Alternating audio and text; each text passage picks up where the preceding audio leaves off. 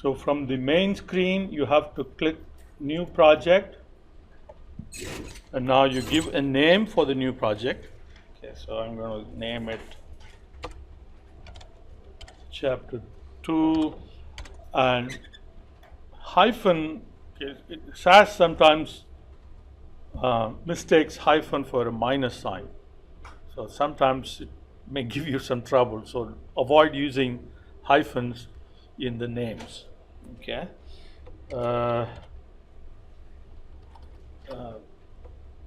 Project 1 or something, I don't know.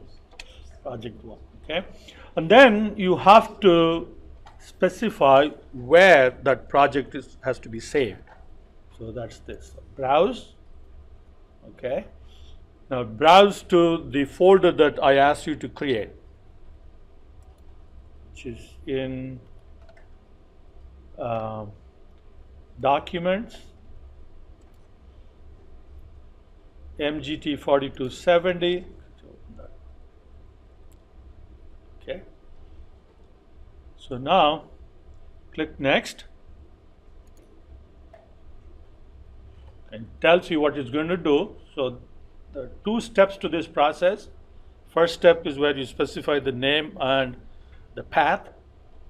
So the step 2 is to make sure that that's what you want, then finish. Okay. So now you have a project created.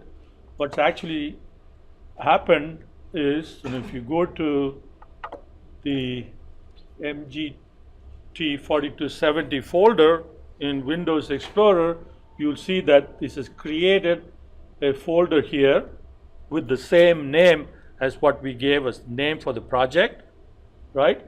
And then if you go into the folder, and you see a bunch of subfolders, okay, where SAS Minor saves intermediate stuff as we keep doing our project. So this is where it will save. So which means in SAS Minor, you don't have to do save at all. As you keep working, your stuff gets saved into these folders.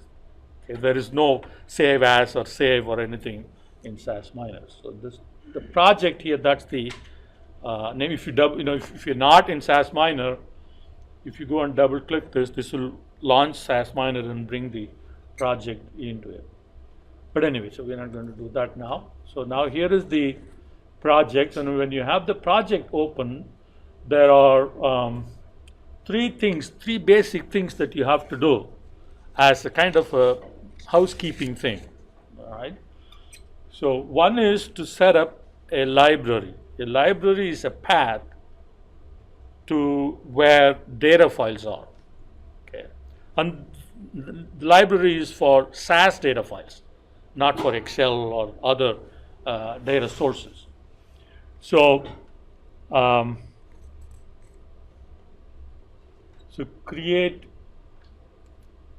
Okay, so if you click this down arrow, I think you can do this from File also. So from File, if you say New, so it will give you a bunch of stuff that you can choose from, or you can click the down arrow here and you can select Library. Okay. Now we have Create Library. If you already have libraries created, and you have options for either deleting the library or modifying the path for the library. We don't have any right now, so we're going to create one. So click Next. So now give a name, and there are some naming rules. I think you can have like 8 characters. You can't start with a number and that kind of stuff. So we will say MGT 427. Okay. And then you have to browse to the path. Yeah. So documents. So that's the path. All right. Now under options, you can specify whether you want it to be read only and so on. But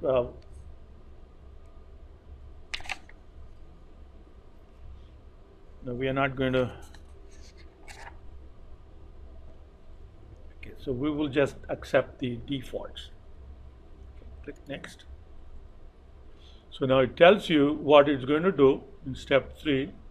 So create a new library, the name and the engine, and then the path. Okay, now click finish. So that will create a library for you. Then it will be available for you later on when you want to access data sources. Okay.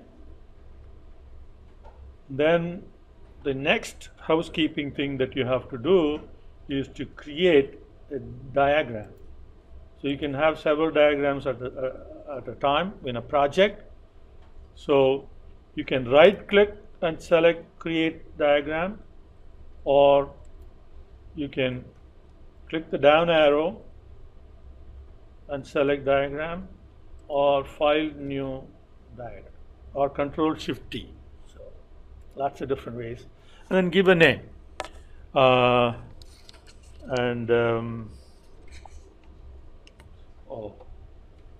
going to do chapter 2, project 1, or something like that. Okay. So now that will create a diagram for you, and this is where you will do the work.